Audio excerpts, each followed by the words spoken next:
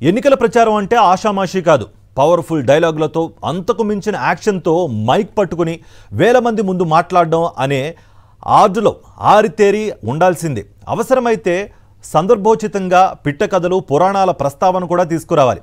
అలా టైమ్లీగా అల్లుకుపోతూ జనాన్ని అట్రాక్ట్ చేయడంలో రాటుదేలితేనే ఎన్నికల్లో సగం గెలిచినట్టే.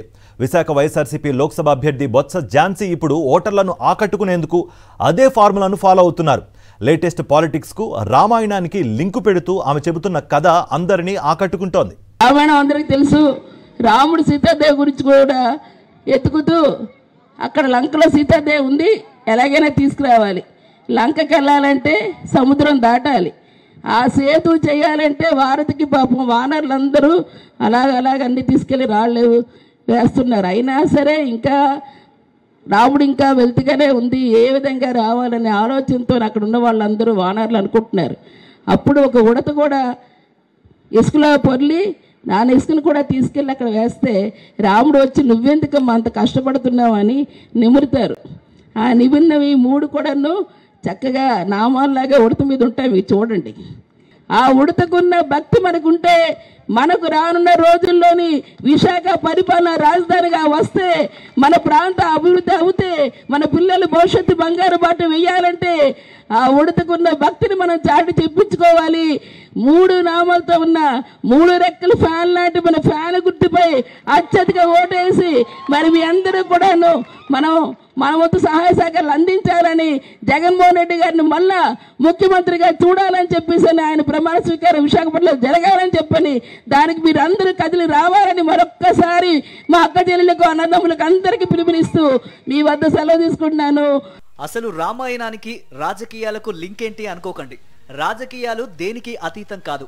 అసలు రాజకీయాలకు పురాణాలే మూలం. అందుకే ఇప్పుడు రాజకీయాల్లో రామాయణం ప్రస్తావన తప్పలేదు. అయినా ఈ కాలంలో పురాణాలు చెబుతూ ఉంటే ప్రచారానికి ఎవరు వస్తారు, ఎవరు వింటారు అనుకుంటాం. కానీ విశాఖపట్నం వాసులు మాత్రం సీనియర్ నేత మంత్రి బొత్స సత్యనారాయణ సతీమణి లోక్సభ అభ్యర్థి బొత్స ఝాన్సీ చెబుతున్న రామాయణం వింటున్నారు. రామాయణం అందరికీ తెలుసు. రాముడు సీతాదేవి గురించి కూడా ఎత్తుకుతూ అక్కడ లంకలో సీతాదేవి ఉంది, ఎలాగైనా తీసుకురావాలి. లంకకి వెళ్ళాలంటే సముద్రం దాటాలి. ఆ సేతు చేయాలంటే వారధికి పాపం వానరులందరూ అలాగ అన్ని తీసుకెళ్ళి రాళ్ళు వేస్తున్నారు. అయినా సరే ఇంకా రాముడు ఇంకా వెళ్తుగానే ఉంది. ఏ విధంగా రావాలనే ఆలోచనతో అక్కడ ఉన్న వాళ్ళందరూ వానరులు అనుకుంటున్నారు. అప్పుడు ఒక ఉడత కూడా ఇసుకలో పొర్లి నాన్న ఇసుకను కూడా తీసుకెళ్ళి అక్కడ వేస్తే రాముడు వచ్చి నువ్వెందుకమ్మా అంత కష్టపడుతున్నావు అని నిమురుతారు. ఆ నిమిరినవి మూడు కూడాను చక్కగా నామాల్లాగా ఉడత మీద ఉంటాయి. చూడండి, ఎందుక ఉడతకున్నే నాకు ఈ పుణ్యకార్యం, రాముని తాలూకా పుణ్యకార్యం ఇది లోక కళ్యాణం కోసం జరుగుతుంది కాబట్టి నేను తప్పకుండా నా వంతు సహాయం కూడా నేను ఇస్తున్నాను. వారధికి ఏమాత్రమైనా ఉపయోగపడుతుందేమో అని చెప్పని అడుగుతుంది. ఆ ఉడతకున్న భక్తి మనకుంటే మనకు రానున్న రోజుల్లోని విశాఖ పరిపాలన రాజధానిగా వస్తే, మన ప్రాంత అభివృద్ధి అవుతే, మన పిల్లలు భవిష్యత్తు బంగారు బాట వేయాలంటే ఆ ఉడతకున్న భక్తిని మనం చాటి చెప్పించుకోవాలి.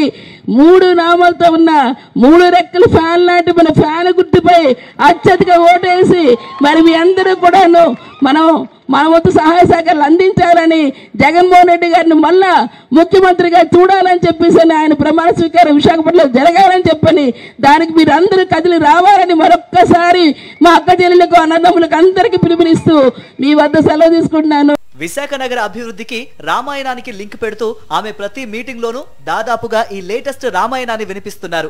సీఎం జగన్ ఉత్తరాంధ్రలో చేసిన అభివృద్ధితో పాటు ఆయన మరోసారి ముఖ్యమంత్రి అయితే రూపుదిద్దుకోబోయే అద్భుత పరిపాలనా రాజధానిని కళ్లకు కట్టినట్లు ఓటర్లకు వివరిస్తున్నారు. ఇప్పటికే ఉత్తరాంధ్ర అభివృద్ధిని, ముఖ్యంగా సుందర విశాఖ నగర ప్రగతిని ప్రత్యక్షంగా చూసిన విశాఖ నగర వాసులు బొత్స ఝాన్సీ చెప్పిన లేటెస్ట్ రామాయణం విని అందులో తాము కూడా భాగస్వాములు కావాలని ఆశిస్తున్నారు. రామాయణంలో ఉడతల విశాఖ అభివృద్ధికి తాము సైతం అంటూ నినాదాలు చేస్తున్నారు. ప్రచారంలో ఈ రామాయణం రొటీన్ అయిపోయినా ఏ మాత్రము విసుగు చెందకుండా వింటూ సెంటిమెంట్ తో పాటు బాధ్యతను గుర్తు చేసిన ఝాన్సీకి హ్యాట్స్ ఆఫ్ చెబుతున్నారు.